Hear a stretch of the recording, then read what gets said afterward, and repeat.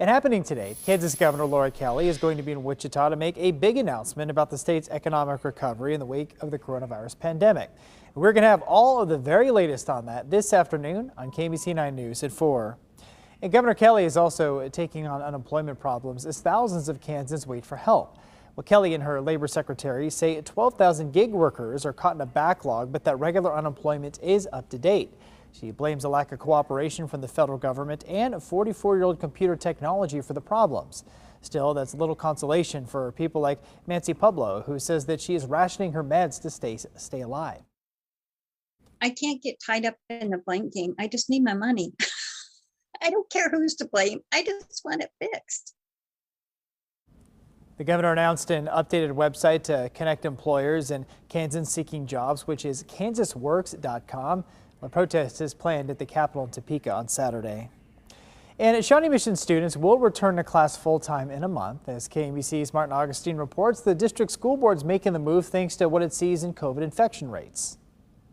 March 22nd, that's the big day when every student here at Shawnee Mission North High School, as well as every other student in every other school in the Shawnee Mission School District, will be back together in class for the first time in a very long time. But that return will have all the hallmarks of our experience of the last year. Face masks still required, social distancing still the norm, along with other COVID-19 prevention measures. But we got to this point with the low transmission rates of COVID-19 across Johnson County, Kansas, at least low enough that the Shawnee Mission School Board felt comfortable making this decision. Currently, the Shawnee Mission students are in a hybrid learning mode, meaning they do a few days a week online, a couple days a week in school.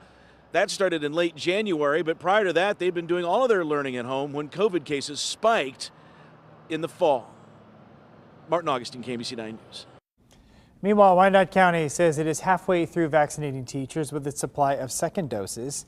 Well, teachers and staff were prioritized in phase 2 of the vaccination rollout in Kansas. Johnson County, Kansas now estimates around 40% of educators have been vaccinated at Children's Mercy. Missouri has not yet begun vaccinating teachers. They're in the state's next phase, 1B Tier 3, which may not begin until April. Now, Missouri's health director said last week that the focus needs to stay on the elderly and those at high risk. Well, this week, Operation Safe will help vaccinate 6,000 people in the Northland. Around 2,000 of those people were supposed to be vaccinated this month, but winter weather forced clinics to be postponed. Well, the vaccine clinics, including the one at Cerner headquarters, will happen this Thursday and Friday. Operation Safe hopes to schedule more clinics next week if there are enough doses. Well, you must sign up through your county. And you should live or work, by the way, in the state in order to get a coronavirus vaccine in the state. Now, that's the guidance of the Kansas Department of Health and Education. However, some counties are choosing to only give shots to people who live in their counties. KDHE Secretary Dr. Lee Norman told doctors at the University of Kansas Health System that's caused problems for essential workers who should get the vaccine. 59-year-old was denied by the employer because he didn't live in Sedgwick County. He went back to his other county, and I won't mention it, and they said, no, you're 59, you're not in the right phase, and if it's your employer's problem. If you're a high contact critical worker, that's your employer's problem. So this guy was essentially cut loose from both counties, and I think that's a very myopic approach. Dr. Norman says that he feels a county line should not make that much of a difference, though he does say he understands the logistics of allocation since the vaccine quantities are distributed on a per capita basis. Well, today Jackson County is offering free COVID-19 testing in Grandview at the View Community Center on Byers Road. It goes until 2 o'clock this afternoon. You must register for an appointment beforehand. You can do that at the health department's website, jacohd.com.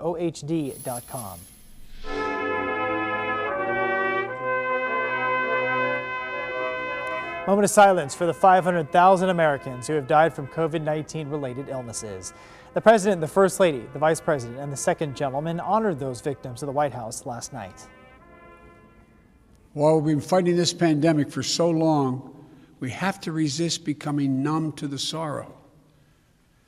We have to resist viewing each life as a statistic or a blur or on the news.